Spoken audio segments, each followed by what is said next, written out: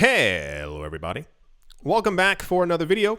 Hope you're all doing well and that you're all having a great day. And without further ado, let's jump right into it. According to a Bloomberg report, crypto exchange Binance is considering ending relationships with US business partners. This is some news that we got a couple of days ago as well. Allegedly, the largest cryptocurrency exchange in the market is weighing the option of delisting tokens from any firm based within U.S. jurisdictions due to a tightening in regulatory policies by the SEC. That's the new part.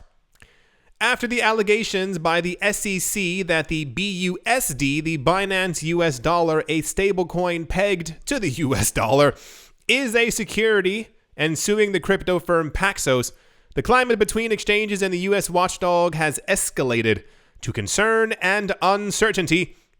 In addition, the report said that Binance is reassessing investments in the United States. The regulators do not license Binance. Okay, do not license in the U.S. Okay, that's weird. But it has been conducting business in the U.S. through its subsidiary. Okay, there we go. So basically, that's a stupid sentence. It says the regulators don't give Binance a license, but Binance U.S. has the license. That's a weird way of writing that.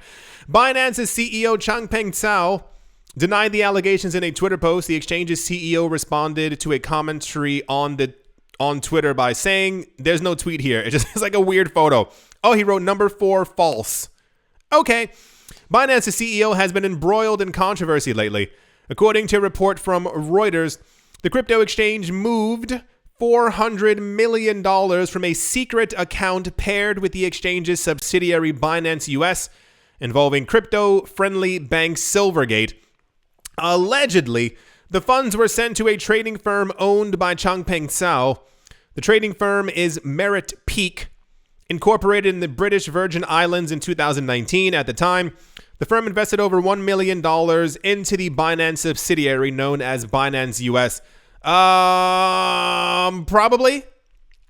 We've gotten news before that there are a lot of other cryptocurrency companies who are also leaving the United States now. Kraken basically announced that they will leave their platform open, but anything extra will not be given to or allowed to be used by peoples or persons within the United States. The report also here, the article that we're going over, is talking about them delisting other stablecoins and stuff on their platform. I assume this is just the runoff from what happened a couple of months ago where Binance, it's so weird, it's so weird, where Binance basically was like, no, we want all of the trading volume to go through our stablecoin, which is the Binance US dollar. So they delisted the USDC coin, which is Coinbase's Circle, geez Louise, stablecoin, and a bunch of other coins as well. And then we got the news, the allegations or the allegedlys, that Coinbase apparently blew the whistle on Paxos and got Binance in trouble with the US SEC. And that came after Binance had delisted their stablecoin. I told you before, I don't like Coinbase. They're not my cup of tea, my cup of coffee, my cup of water with some lemon in it, none of that. And anyway, so I wouldn't be surprised if we see a bit of pullback, if we see Binance actually doing light delistings as time continues forward, or simply announcing that things on their Binance US platform will no longer be eligible to be used by people within the United States. It's just the SEC's fault. Anyway, that's the Binance maybe delisting stuff news. And yeah, let's move on. Also in the news, Bitcoin is largely not moving again. That's what it says, with the amount of dormant coins nearly at a new all-time high historically. We look at a couple of metrics for Bitcoin, and one of them is, are people moving their coins around? It sounds really weird. A lot of times you'll see if people are moving their coins and putting them onto a cryptocurrency exchange, the fear usually is that people may be getting ready to sell off their Bitcoin. 9 out of 10 times, it's just whales trying to spook people in the market, trying to get them to sell off their coins. The whales end up buying coins at a lower price. We end up getting the news the next day that whales bought other people's coins. I told you all how it goes. Same exact thing happens if people are moving their coins off of an exchange. The idea is, well, they have no intention of selling and people are basically getting recontrol over their coins because they think that there's an expectation for higher prices to move up and you kind of name it. But the other metric that is rarely spoken about as we have so much money flowing through these blockchains is how many coins are actually dormant. The idea is, let's say you have 100 Bitcoin and you had it since 2011 and you haven't touched those coins. Either the assumption is those coins are lost and gone forever, or you see no reason to actually sell off your Bitcoin because you believe that the price is still going to go a lot higher. And the amount of dormant coins is near a brand new all-time high. According to blockchain analytics firm Glassnode, the number of Bitcoin that have not moved for at least the last 6 months, dubbed the old supply, stands at that's a lot of coins. Stands at 14.99 million coins, worth nearly $370 billion at today's prices. The all-time high is 15 million coins, Glassnode added, from December. But why is this happening? Another blockchain firm known as, wow, that sounds like Batman-y, Arkham Intelligence, told Decrypt, this is because Bitcoin investors are again focusing on long-term gains. The Bitcoin community has clearly become more long-term oriented, focusing primarily on holding. Yes, because you think at this point if Bitcoin was, remember all the people talking about Bitcoin was going to move down to $9,000 and how they're all silent now?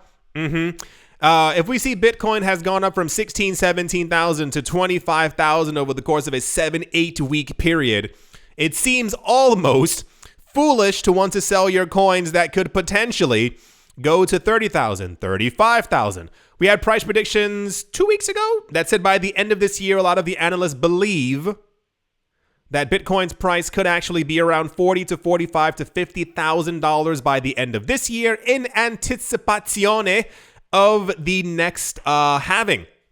So yeah, not the longest news story in the world. It's more of a I think a lot of people aren't, and just in general, there's always millions of Bitcoin that aren't moving because I think nobody wants to be the pizza guy.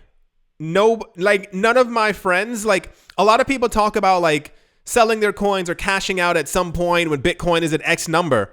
But not many people are like, oh boy, Bitcoin's at 16,000. Here we go. Gonna buy a Lambo. It's more like, well, Bitcoin hit 70,000 last cycle. It's probably going to at least go to 140,000 next cycle. Do I sell at 16,000 or do I sell at 100,000 plus? That's the Bitcoin's not moving, but in a good way news. Yeah. Let's move on. All these noises I make in the videos. Sometimes I listen back to the videos and I'm like, what was I doing? Like, what was I? Anyway, all right. Let's move on. Also in the news, Coinbase CEO Brian Armstrong has called on Congress to pass clear crypto legislation, warning that the U.S. risks losing its status as a financial hub. He said crypto is open to everyone in the world and others are leading, the executive stressed.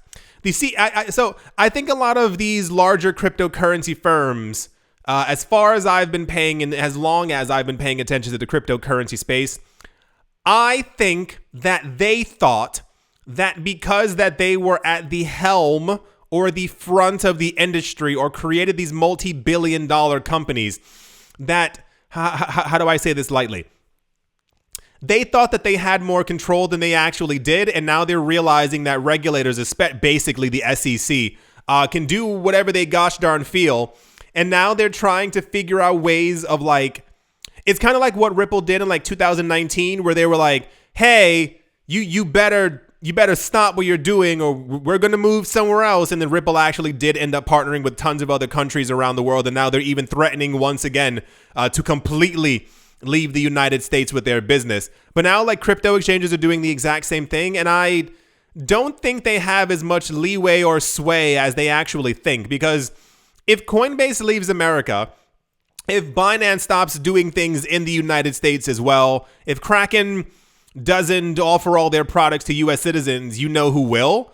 Fidelity and JP Morgan Chase and all the other gigantic companies who I can't think of off the top of my head. So now we're in a situation where these crypto exchanges are trying to be like, hey, you guys better stop it because money's going to leave. But it's been leaving for a long time. It's been in Canada. It's been in Australia. I told you all this before. I told you all this years ago when we got multiple physical Bitcoin ETFs around the world. I was like, well, that's basically going to do it for the US. I think it's this really weird. I think that US regulators and larger banks who are clearly corrupt and are trying to chokehold, if you will, the cryptocurrency space so that other people can leave so that they can gain market dominance in the future, i.e. Backed in the New York Stock Exchange. They have no real power. Like, US regulators want them gone in general. Like, they don't want them there. Like, they don't want Coinbase or Binance or Kraken or Gemini. They want the JP Morgan crypto exchange. They want the New York Stock Exchange crypto exchange. So it's just a really weird time. The CEO of the NASDAQ-listed crypto exchange, Coinbase, Brian Armstrong, has called on Congress to pass clear crypto legislation. He tweeted on Wednesday. He said, America risks losing its status as a financial hub long term. With no clear regs on crypto and a hostile environment from regulators, Congress should act soon to pass clear legislation. Unless you're paying somebody in Congress and you're passing money to them over a desk inside of an unmarked briefcase, I don't think at this point, it's taken far too long.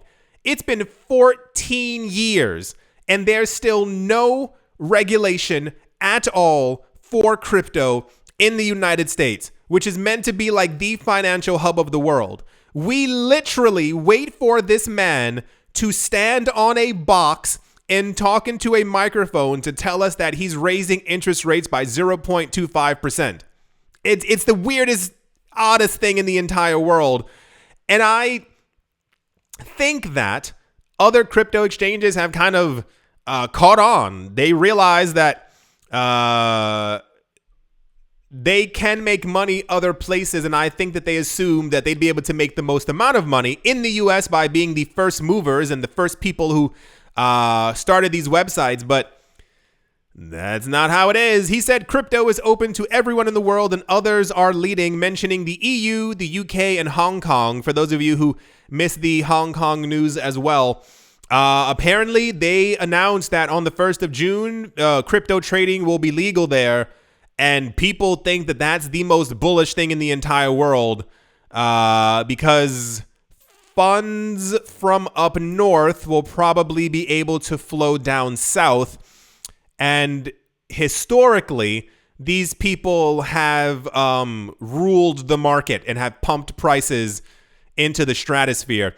Besides Armstrong, many people have complained that the crypto regulation in the U.S. is not clear because there isn't any, making it difficult for companies to comply. So cool. I hope it works out for them. It's probably not. I'm not expecting crypto regulations in the United States for another 3 to 5 years. Like, legitimately. If they wanted to do it, they would have done it.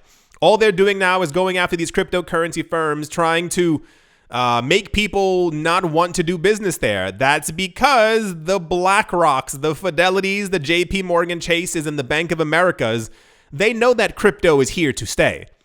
But they want the slices of pie. They want you, they said it before years ago. They want you to walk into a JP Morgan Chase and go, how do I buy some Bitcoin? They don't want you to have to go through Coinbase. That's why they were shutting down bank accounts years ago, because they want you to go through them. So they just really don't care about anyone else at this point. That's the Coinbase's CEO was like, hey, Congress, can you please do something? If not, we might in 9.5 months threaten to leave, but we're not. News. Yeah. Let's move on. Also in what? That's crazy. Many existing stablecoins would not meet the high-level recommendation soon to be set by global standard setters like the Financial Stability Board. Its chair, Klaas Knot, his name is Klaas Knot, Klaas Knot, said on Monday. For those of you, and I don't think I've been talking about this too much because it's nearly nonsensical. It's kind of the same exact thing like with the news, like, oh no, that company fired 5% of their workforce, and it ends up making like really popular crypto news. It's kind of similar. So countries around the world are understanding that they should have made stable coins years ago. And as such, this is meant to be the year of not only stablecoin, cryptocurrency, CBDC regulations, but about a month or so ago, a number of countries came forward and announced basically like a framework for how they want stable coins in particular to be regulated within the countries. And you may be asking, why would they be doing this? Why not just regulate normal Bitcoin, Ethereum, yada, yada? It's because stable coins mimic the usage of the US dollar or the euro or the yen. And governments don't like that because they want to have been the printer or creators of said coins. We went over this also before a couple of months ago. I'm holding a pen in my hand and I'm swinging it around. I look absolutely insane. One of the other things about this is that if you look at the returns from holding the US dollar in a bank account and holding, let's say, Tether or some other stable coin in your cryptocurrency account, the cryptocurrency, the stable coin, will get you around 3, 4, 5, 6% back on your money, while the money in your bank account will get you 0.1. Stable coins, while not completely decentralized, as many people may believe, you can send them around the world at any given time across multiple platforms and across multiple chains. Can you guess who doesn't like when people do stuff with their own money that they want to do? Right, it's government. So the idea is that this new framework that they're trying to build is that once again, many existing stablecoins would not meet their high-level recommendations by the Financial Stability Board. The idea being not only would people choose stable coins as their form of currency if they want some type of stable value to send back and forth, they would quickly realize, hey, I can get 5% return on my money by holding this stable coin as opposed to holding the digital US dollar, which is getting me diddly squat. And the even crazier part is going to be when people realize that the government-based, central-based digital currency stablecoins will have a literal gigantic red button to stop transactions should there be an economic crisis. I'll repeat it once again. A couple of years ago, there was a congressional, senatorial, I don't know, one of those really big oval rooms where people were sitting inside of it and they were talking to people who were pro and con cryptocurrencies and also the idea of a central bank digital currency, as the idea was just budding back then. And one of the people on the panel was asking someone else who was sitting in the little oval, and he was like, if there was a digital version of the US dollar and there was an economic crisis and we as the government needed to recoup funds, if you will, because, you know, the market has gone down. The idea being, let's say there's a stock market crash. And instead of trying to incentivize people, you might remember when the stock market crash of 2001 happened. You all know what happened in 2001, the end of 2001. When that happened, I remember as a kid, the president going on TV telling people to go out and spend. Why do you need to go out and spend? Because it re-stimulates the economy. And, you know, money is always the most important thing, not the people. So the idea is that during an economic problem crisis, the stock market has fallen. Would the government or the Fed essentially be able to take money from people's accounts to add up to enough that would stimulate the economy once again? And the guy was like, yes, you'd be able to do that with a digital currency. And he was like, if we saw that during an economic crisis, people were trying to move their money out of the border. Basically, you know, I want to swap my money from the US dollar into the Canadian dollar because the US market is collapsing right now. Would we be able to hit a proverbial red button to stop the transactions? And the guy was like, yeah, you'd also be able to do the exact same thing as well. So this is why Governments, A, don't like stablecoins, are actively trying to create their own stablecoins, and why I question the actual future of the stablecoins that we actually have right now, because they don't want these things. Why do you think we're seeing a huge amount of backlash when it comes to the SEC and Binance's US dollar? Why do you think we saw something a couple of months ago that had to do with the SEC and the, and the Coinbase dollar? Why do you think the Wall Street Journal every couple of months is writing a new article about how terrible, evil, horrible Tether is? It all adds up, always, all the time. It all has to come down to the fact that these governments want to create their own. Remember years ago when we had news that there was going to be a JP Morgan Chase coin? That was meant to be a stable coin. That completely fell apart because no one would be... I'm not going to pay for anything in JP Morgan Chase coin, but there's a high probability in this lifetime I probably will be using or sending Tether back and forth if I want something to be stable as I'm sending the value through a blockchain.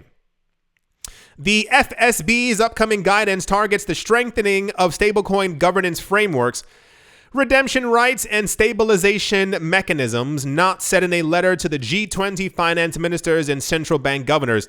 According to its work plan for 2023, published on Monday, the FSB is set to finalize its recommendations for regulating crypto and stablecoins by July. Stablecoins and cryptocurrencies pegged to the value of other assets like the US dollar or the euro. Regulators around the world have been taking steps to oversee payment-focused stablecoins, most of which are backed by fiat currency reserves in the form of cash equivalents, or more infamously, by unsecured short-term debt. While stablecoin issuers have made efforts to cut private debt out of their reserves and improve transparency, Knott's message indicates these measures may not be enough because it's never going to be enough. They don't want other people to have control over something. The idea of creating a digital dollar is, and I use the term here very lightly, illegal. You're not supposed to be able to replicate or create the US dollar. It's only the Fed and the government that can do that. If you look into the original story of how PayPal got created, PayPal was meant to essentially be a version of Bitcoin. It wasn't, it's not a cryptocurrency. It was meant to be an online currency that people could use to send around and do things with. But apparently the story goes, they received a whole bunch of stuff in the mail and someone knocked on their door and they were like, you can't do this. So they found a way to regulate themselves as quickly as possible to basically be numbers on a screen. So it's not a US dollar thing. It is simply a representation of something that would be a US dollar if it got transferred out of PayPal system to your bank account. And this is the PayPal that we currently have right now. So we'll see where things go. We don't have a choice. This is going to be the year of regulations for everywhere else in the world, and except for the US, which is a gosh darn shame, but 'tis what it is. Yeah, that's the stablecoin regulation. Of course, they don't like it news because the people in control always have to be in control. And, heaven forbid, should normal people have any control over their lives at all news. Yeah. Let's move on. Also in the news, just recently, Ripple CEO Brad Garlinghouse drew attention to to the global regulatory progress in comparison to the headwinds the industry is facing in the United States. One region where crypto is seen as a promising innovation and where the company has already been able to sign high-profile collaborations is in the MENA region, MENA, that is Middle East, North Africa. And today, a new partner seems to be added by Ripple. His name is Panus Matthew, managing director of Dubai-based Joya Lucas Exchange, wrote on LinkedIn that he had a meeting with Ripple executives Mark Johnson, William Cooley, and Nick Taplin, the leader in blockchain and crypto solutions for enterprises. He wrote, "It was a great discussion on how Ripple could be a great enabler for money transfer entities to scale up for affordable cross-border payments, instant settlement, and continuous liquidity access with their on-demand liquidity using the XRP platform. We are excited to collaborate with you." It's really weird. Over Over the years, I questioned whether Ripple would or could be able to actually do it. But I think as regulations continue to encroach and countries continue to partner with Ripple as a regulated cryptocurrency that is meant to be used for cross-border payments, like, I wonder exactly how big that they're going to get over the next couple of years. Like, I know that in my mind, I believe that XRP is still going to go to $10, but I wonder, like, what's after that? Like, how much money these people will be transacting in daily just using XRP. It's always quite interesting to me. Although Ripple itself has not released an official confirmation of the new partner, Matthew's wording is quite clear. The company will be using XRP-based technology on-demand liquidity, or ODL, to optimize its cross-border payments with it. So yeah, they keep getting, every new Ripple partner is using XRP within, the exchange of money around the world. Is very fascinating. I don't have the exact numbers. I assume the volume is lower than usual as the world's economy is, not the most beautiful thing right now. But I do wonder, like, what the numbers look like, how much money is flowing exclusively through XRP, and also how many people just aren't paying attention, because a lot of people tend to just look at a coin's price, but not actually like what the innovations are and how much is actually being used. But I assume at some point, you better believe we are going to be getting those numbers, because companies love to tell us exactly how well that they're doing. Yeah. That's the Ripple has partnered with Joya Lucas Exchange in the United Arab Emirates in Dubai to enable fast global payments. This is like their 7th partner in Dubai, so I'm not really shocked. I think, don't they also have like a memorandum of understanding with the UAE in some sort of way, or something's happening? And I think they also have an office in Dubai, so, they're regulated and all that stuff. Yeah. That's the Ripple in the UAE news.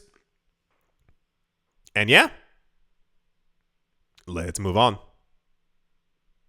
In one of my favorite news stories, because I always love stuff like this. As per the Taiwan government's official announcement released last week, officials within the country will soon need to declare their crypto holdings on an annual basis. Taiwan's government has advanced with the crypto regulation and portfolio disclosures of government officials. As per the Taiwan government's regulations, property owned by public officials worth more than $32,000 was previously subjected to disclosure. Along with properties, the government officials were also subjected to disclose the possession of valuable items, including paintings, cash, deposits, and securities. The crypto holdings were not part of the previous list. However, the Taiwan Ministry of Justice, the government agency controlling the legal system in Taiwan, has now considered the possibility of adding the crypto holdings of government officials to the list of possessions that need to be disclosed. So let me explain. I believe that private individuals and citizens should have complete private control over their own assets and what they own. I completely, the idea of privacy to me is quite dear to my heart. I believe that we all deserve it. It is completely logical. We are our own individual people. It should be our own, period. However, recently I've been watching a lot of documentaries about, and this is not about Taiwan. This is more of a generalized corruption around the world around us, and how many government officials have been stealing funds and or using information that's not available to the public to make themselves extremely rich, which I find unfair, that a public official who was voted into office by the public for some reason can use information that the rest of us don't have, and they're able to enrich their lives in very significant ways. If you were voted in by the people, you do the job that the people put you to do there. And I think at that point, you have made yourself a literal public official. And if you are doing something that could be deemed as unscrupulous to make yourself extremely wealthy while you are in that office, these kind of things don't necessarily sit well with me. Also, on top of that, I find it interesting because we had news last year and the year before. A number of other countries have begun to do this to kind of cut down on corruption because it's rife, it stinks, it's terrible, it's everywhere. But as a lot of countries have been doing this, we have been getting news reports that there are multiple high-level parliamentary members around the world in different countries who are holding millions of dollars in Bitcoin, millions of dollars in Ethereum, and other cryptocurrencies. And I find it interesting because a lot of times you'll see politicians being like, cryptocurrency's bad, I hate cryptocurrencies, and they're buying it as they're telling you not to buy it and trying to push the price down for themselves, so they can acquire more. So I assume maybe we'll get news at some point as to how much they're all holding and all those other things. But that's, I like news like this because, I also just like to know. I want to know all these people around the world who are supposed to not like cryptocurrencies, just be, exactly how much they have, a la Jamie Dimon and the other larger people who screamed for years that Bitcoin was terrible. And then we found out that they owned Bitcoin, and it's like, yeah, you're corrupt. That's the Taiwanese government officials may soon need to disclose their cryptocurrency holdings on an annual basis. News. And yeah, let's move on. I do hope that you've all enjoyed. I do hope that you all are having a great day, great morning, great afternoon, great evening, wherever you are, wherever you might be. I do hope it's absolutely fantastic. Thank you all once again for watching, listening, liking, commenting, and or supporting, and I will most certainly be talking to you all soon. See you.